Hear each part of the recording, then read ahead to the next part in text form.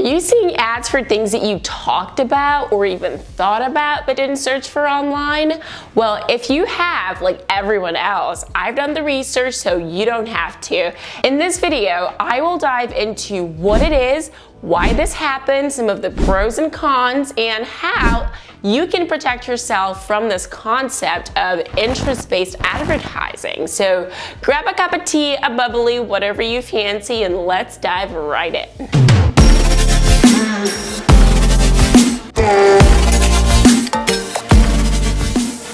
So let's face it, if you're a person with access to a cell phone and social media in this 21st century tech-driven world, then you've probably experienced something like this. So picture this, you're at lunch chatting with your friends about a toothpaste brand, or it could be anything random that you want to try, and on your way home, you see an ad pop up for the same exact toothpaste that you talked about. And even creepier is when you've been thinking about buying something specific and you haven't even talked about it, you didn't search for it anywhere, and you still see an ad for it. Like, hello, what's going on here? This is perhaps one of the most disturbing phenomenon that seems to be happening as technology evolves and as we give away more access, whether it's consciously or unconsciously. This has happened to me too many times, and as a tech geek, I decided to do some research on it. Are these just random occurrences, or is something more sinister going on here? After doing some digging, I found out that these are not just random happenings, that they're actually called interest-based ads, and they are being served to us on a platter based on our online activity. Interest-based ads, also known as targeted ads or personalized ads, are a type of online advertising that's tailored to an individual user's preferences, your behaviors, your interests, and these ads are delivered to you based on the data that's collected about our online activities, such as the websites we visit, the content we engage in, our search queries, and even the interactions that we have on social media platforms, whether we like something, comment on something, or even look at something for longer than a couple seconds. They just imagine, oh, you like this stuff. Now we're gonna show you ads based on this thing. And the goal of interest-based ads is to present users, that's us, with ads that are relevant and are also appealing to us, which leads obviously to higher engagement and potentially increased conversion rates for advertisers. So it's safe to conclude that this happens because companies invest heavily in branding and advertising with the end goal, drumroll, of generating profits. So I have gone ahead and broken this part down into multiple pieces. The first is data collection. Advertisers and ad networks gather data about users' online activities using various tracking methods like cookies and mobile identifiers and all that technical stuff, but they do gather all the data that they have based on what you do. So the next is data analysis. So all this data that they collect is then used to create profiles of individual users, and all these information often includes demographics like your age and gender, your interests, your browsing history, your purchase behavior, and more, which is scary to think, like, are they really collecting all this data on us? Yes, they are. The third one is segmentation. So when advertisers want to display a specific ad, they're able to target specific segments of users that match their target audience. The next is personalization. And so these ads that users see are customized to match their interests and preferences. However, there are a few reasons why you might keep getting ads for things that you talked about but didn't search online, because if you recall, all these points that I made are for things that you did search online. So how about when you didn't even search it? You're just thinking it in your mind, like, are they spying on your mind. One possibility is that your phone or computer is listening to you through your microphone. And this is a controversial practice, but it's something that many companies do. They use this information to target you with ads that are relevant to your interests, and the only way they can do this is by getting first-hand insights into you as a person, your life, what you're up to, all that good stuff. And while this is not confirmed, there's also, the concerns surrounding IoT devices being used as well. So things that like your Ring camera, your Alexa devices, your smart TV, practically any device that you own that's connected to a cloud where your data can be stored. Finally, you may also be seeing ads for things you talked about because of your social media activity. So if you've liked on certain posts, if you've commented on certain things or products or services, your social media platform may use this information to show you ads for those products and services. Now we're gonna dive into some of the pros and cons. Some of this includes accessibility for us as consumers, knowing what products or services are, out there in our close vicinity and da-da-da-da. However, when the lines start to get really blurred is when we start to lose our sense of privacy. And while companies often say that they're not engaging in illegal data retrieval, we've seen too many lawsuits happen that prove this claim wrong. For example, Facebook has faced multiple lawsuits and regulatory investigations regarding its data handling practices. A most recent settlement was for the amount of $725 million. And that was reached, I can't remember when, but I'm gonna put it on the screen. It was reached on a class action lawsuit over alleged privacy violations. Another notable one is Uber, that was settled for $145 million with the Federal Trade Commission over allegations that the company had deceived users about its data privacy practices. And so based on this trend, we can see that many well-known platforms that we visit and trust with our data have been fined for unethical data usage and distribution. And if you want to know some of these big names, just Google search it and it will reveal some really frightening results. Now to the juicy part. How can you, as a technology consumer, protect yourself from being targeted by interest-based ads and, take steps to safeguarding your personal data from potential breaches?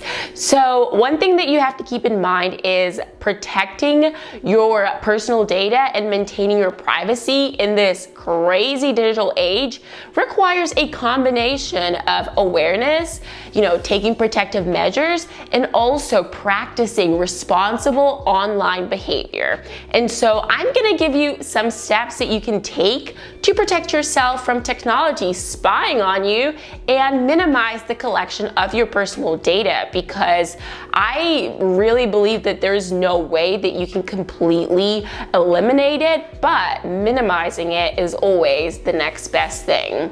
So in no particular order, I'm gonna, give you a list of some of the things that you can do. Number one is you can review your privacy settings. So regularly check, and adjust privacy settings on your devices, operating systems, and applications, just so that you stay mindful of the data that's being collected by these smart devices and voice assistants.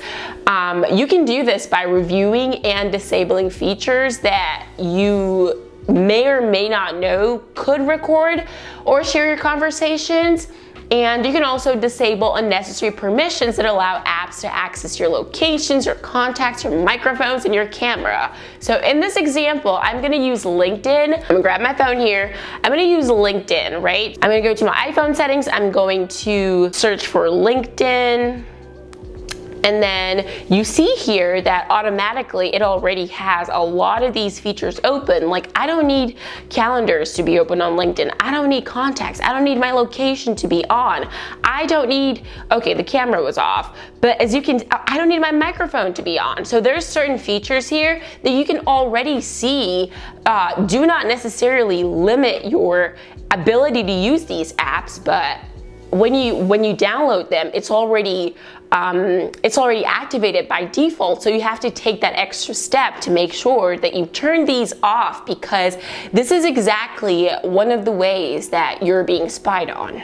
The next thing that you can do is you can install privacy extensions and tools. So you can use browser extensions and tools that block tracking, ads, and other invasive online elements. But keep in mind that these tools also have their own terms of service and privacy agreements. So it's something that you want to make sure that you read through before you install, anything on your computer, any app or any extensions. You want to make sure that you read their terms of services to make sure that they're not perpetrating what you're actually trying to prevent. Tip number 3 is to regularly clear your cookies and cache. And you can do this by going to your browser settings and just, delete it every now and then, probably once a week. And this is going to help you limit the data that's being collected and stored about your online activities. Tip number 4 is to opt out of interest-based ads. Now, I didn't know you could do this, but you can use opt-out tools provided by ad networks to disable, these ads being shown to you. These tools use cookies to remember your preferences, and even then, I've seen some websites embed the same code in for opt-in, opt-out. If you go on a website and they're like, if you want to activate your cookies, click yes or no. And some websites will put the same code for yes behind what you see. So when you click yes, it's yes. When you click no, it's still yes. So you gotta be cautious of that as well. Another tip is to limit your sharing on social media. Be cautious. Now, I will harp about this for as long as I live, but always be cautious about the personal information that you're sharing on social media platforms. And also regularly, adjust your privacy settings to restrict who can view your posts and personal details. Another tip is to use virtual private networks. So you want to consider using a VPN to encrypt your internet connection and hide your IP address so that it makes it more difficult for third parties to track your online activities. And the last but not the least, probably the most important tip, is to stay informed about the latest privacy risks, scams, and best practices for protecting your data, as your fabulous self is currently doing right now. So really appreciate you watching this. Make sure that you share this video with your bestie, your mom, your dad, like whoever needs protection. I feel like we all need protection against having our devices spying on us. Like, you just want to live your life in peace. You don't want to always feel like you're being tracked and monitored. So that's all I have for you today, guys. I think that this topic is becoming even more relevant as technology continues to advance, and it's more important than ever to be mindful and educate yourself before downloading an app, signing up to a website on social media, or even purchasing a smart device. I know sometimes we get FOMO, we want to be on every single new app, we want to have every single new gadget, but it's important that you do your research and make sure that you're not setting yourself up for future issues. This whole thing reminds me of the Black Mirror episode called Joan is Awful. I think it's episode 1 from Black Mirror season 6. And in this episode, Joan, a mid-level tech employee, discovers that her life is being replicated in a TV show powered by this fictional streaming services called Streamberry. And in this show, we can see that it uses AI and other tracking tools to create an exact series of her life. I mean, that is just ridiculously mind-blowing. And they also are able to use AI and incorporate the image of Salma Hayek using this computer they call the Quamputer. I think that's called a quantum computer. But anyway, it's just bizarre stuff. And this episode shows us a fictional world where users sign away the rights to their digital representation when signing up for services. And you sign up for a service, you click on yes, yes, yes, so that you get access to it. And then that's how they get you. Now you're being monitored through your personal devices. So just by signing up, you basically sign away all your rights, and now they can do whatever you want with your data. That is freaking scary. hopefully this is just a fictional story and we don't ever actually see this replicated in real life. But listen, you never know with the rate at which technology is advancing, so definitely start taking steps by educating yourself on the potential pitfalls and things that you can start doing today. Make sure you share this video with your loved ones, with your bestie, with your mom, dad, sister, friend, coworkers. Share it with everybody. Give it a like if you learned something or if you enjoyed watching this video, and definitely subscribe for more awesome content on tech and personal development, and just to hang out with me, because why not? And as always, I will see you in the next video. Bye!